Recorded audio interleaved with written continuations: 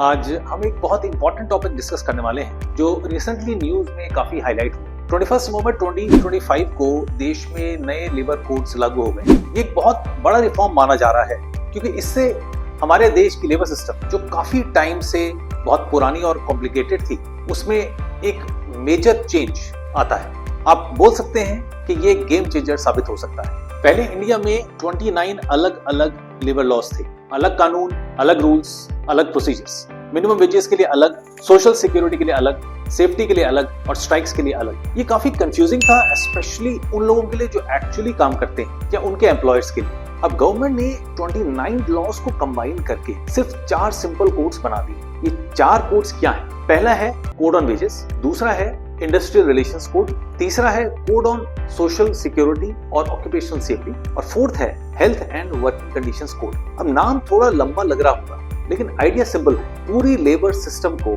Modern बना। अब government का कहना है कि नए कोड से मिनिमम वेजेस ज्यादा लोगों तक पहुंचेगी, सोशल सिक्योरिटी जैसे पीएफ, इंश्योरेंस जैसे बेनिफिट्स ज्यादा वर्कर्स को मिलेंगे, काम की जगह पर सेफ्टी और हेल्थ स्टैंडर्ड्स स्ट्रॉन्ग बनेंगे और सबसे बड़ी बात, गिग वर्कर्स और डिलीवरी बॉयज जैसे प्लेटफॉर्म वर्कर्स को लीगल रिकॉग्निशन मिलेगा। अब ऐसा पहले कभी नहीं हुआ था। जोमैटो, स्विगी, ओला, उबर, इनमें काम करने वाले लोग सिस्टम से बाहर थे, अब उनका भी इंक्लूजन हो सकता है। सिंपल शब्दों में कहें तो काम करने वाले लोगों की जिंदगी थोड़ी सिक्योर हो सकती है। लेकिन जैसे हर रिफॉर्म के 2 साइड्स होते हैं वैसे इसमें भी है, अच्छी बातें भी हैं, कंसर्न्स भी हैं। अच्छी बात यह है कि इन रिफॉर्म्स में वर्कर सेफ्टी और जेंडर इक्वालिटी पर एम्फेसिस दिया गया है। Equal pay for main and women एक स्ट्रॉन्ग प्रोविजन है। फैक्ट्रीज, माइंस, कंस्ट्रक्शन साइट्स पर सेफ्टी स्टैंडर्ड्स और ज्यादा स्ट्रॉन्ग होंगे। और एक पॉजिटिव पॉइंट ये है कि एक नेशन एक सेट ऑफ रूल्स होगा। इसका मतलब कंफ्यूजन कम और कंप्लायंस इजी। और साथ ही कंसर्न्स भी हैं।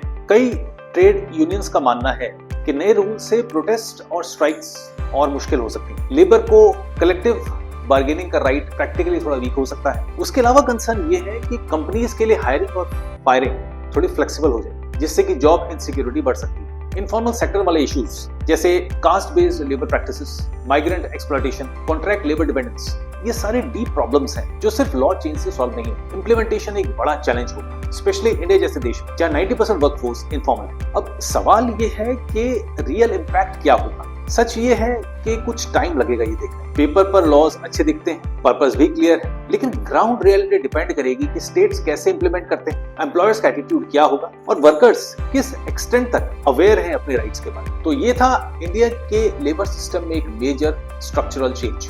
ये टॉपिक आगे भी हेडलाइंस में बना रहेगा। सो एज एन एस्पिरेंट आपको इस पर क्लोज वॉच रखनी चाहिए। So that's all for today's session. Take care, stay focused and Jai Hind.